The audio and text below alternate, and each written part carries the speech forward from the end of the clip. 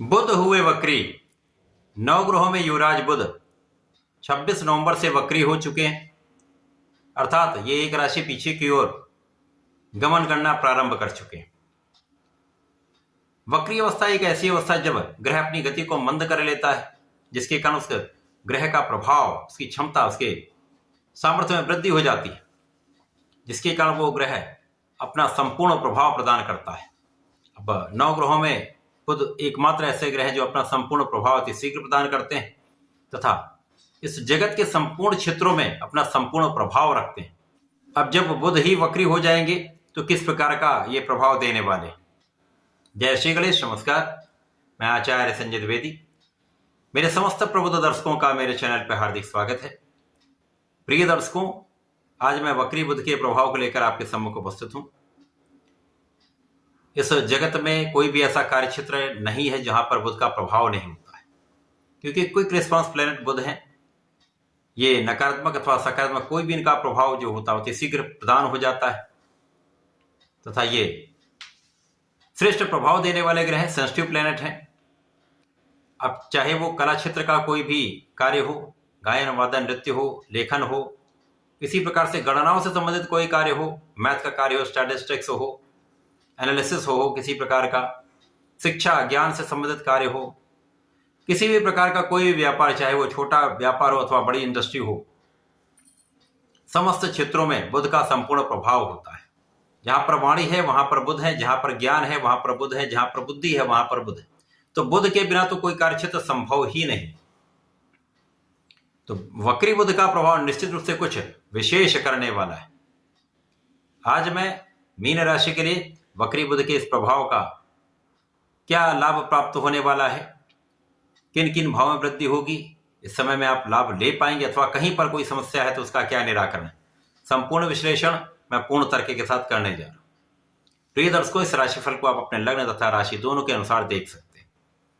Mean राशि गुरुदेव बृहस्पति की राशि है, जहां पर गुरुदेव बृहस्पति का गोचर वृषभ राशि में चल रहा है। मीन राशि के लिए ये आपका तृतीय भाव है। बुध जो गुरुदेव के साथ इनका विशिष्ट संबंध बनता है।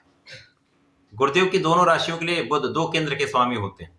अब मीन राशि के लिए ये आपके सप्तम तथा आपके सुख भाव के स्वामी। सुखेश सप्तमेश का गोचर आपके भाग्य भाव में चल रहा है, जहां पर ये 26 नवंबर से वक्री हो चुके हैं। यदि स्थितियों का अवलोकन करें तो यहां पर बुध का गोचर भाग्य भाव में चल रहा है, जहां पर ये 26 नवंबर से वक्री हो चुके हैं।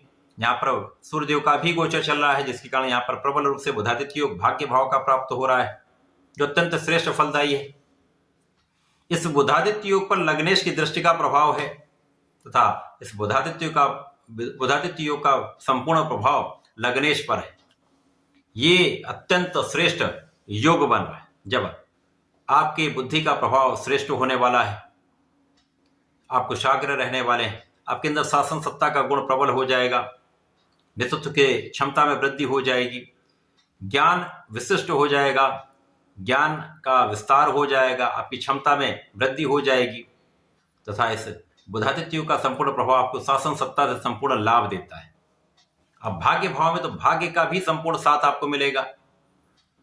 आपका परिश्रम भी श्रेष्ठ होगा, परिश्रम का संपूर्ण फल आप प्राप्त कर पाएंगे। इस समय में जो योग बन रहे हैं उसमें मीन राशि के जातकों के लिए श्रेष्ठ प्रभाव यहां पर प्राप्त हो रहा है। जब आपकी स्वास्थ्य समस्याएं भी कम रहेंगी, इस समय में आप आध्यात्मिक भी रहेंगे, आप धर्म के मार्ग पर चलेंगे, पूजा पाठ में आपका मन लगेगा तथा आपके विशिष्ट ज्ञान में वृद्धि हो जाएगी। आपका इंट्यूशन भी बहुत अच्छा रहने वाला है। इस समय में जो लोग रिसर्च कार्य कर रहे हैं उनके लिए प्रबल योग है, जब आपका भाग्य तथा आपके कर्म दोनों आपको इस क्षेत्र में विशिष्टता देने वाले हैं, आपको सर्वोच्च लाभ देने वाले हैं। इस समय में आपके परिश्रम से धन का विशेष आगमन आपके पास होगा, धन वृद्धि का संपूर्ण योग बन रहा है तथा यहां पर धन के लाभ के साथ साथ ज्ञान का लाभ भी आपको प्राप्त हो रहा है, क्योंकि ज्ञान में वृद्धि, शिक्षा की प्रगति जो जातक पढ़ाई कर रहे हैं उनके लिए अत्यंत श्रेष्ठ फलदायी है। और किसी भी क्षेत्र में आप हैं वहां पर आपका ज्ञान और बुद्धि का जब कॉम्बिनेशन बहुत अच्छा हो जाता है, धैर्य आपके अंदर होता है, आपके अंदर संयम होता है, तो आपके डिसीजन बहुत अच्छे होते हैं, आपके निर्णय अत्यंत सकारात्मक होते हैं, उस निर्णय से आप सफल भी होते हैं। सही समय पर किया गया सही निर्णय आपको सर्वोच्च शिखर पर पहुंचाता है। इसी प्रकार से गलत समय पर कोई भी गलत निर्णय आपको समस्या में डाल सकता है। तो यहां पर आपके लिए एक अच्छा समय जब आपका निर्णय सर्वश्रेष्ठ लाभ देने वाला है। इस समय में आप बहुत प्रभावी भी रहने वाले हैं। स्वास्थ्य समस्याएं पहले से कम होंगी, मानसिक तनाव आपका कम होगा। इस समय छोटे भाई बहनों का सहयोग भी मिलेगा, अच्छे मित्रों का साथ प्राप्त होगा। इस समय पिता का संपूर्ण सहयोग आपको प्राप्त होगा तथा इस समय में जो लोग व्यापारी हैं उनके इन्वेस्टमेंट से अच्छा लाभ प्राप्त हो सकता है। इस समय में धन के लाभ के साथ साथ आप अपने सुखों को भी बढ़ाएंगे, सुख साधन आपके बढ़ने वाले हैं, सुखों का उपभोग भी आप कर पाएंगे। इस समय में जीवन साथी के साथ सामंजस्य अच्छा रहने वाला है, मतभेद दूर होंगे तथा आपसी सामंजस्य वृद्धि के साथ साथ प्रेम में वृद्धि निश्चित रूप से हो। जो लोग साझेदारी में कार्य करते हैं, कोई व्यापार करते हैं, किसी प्रोफेशन में हैं, तो इस समय में आपका निर्णय तथा आपकी सकारात्मकता, आपका व्यवहार, आपका प्रभाव, आपकी योग्यता इसमें बहुत अच्छा आपको सपोर्ट करने वाला है तथा आपको लाभ दिलवाने वाला है। तो ये वक्री बुध का प्रभाव आपके भाग्य भाव में होकर आपके लिए सकारात्मकता देने वाला है, आपको बहुत आगे बढ़ाने वाला है, समस्याओं की कमी करने वाला है।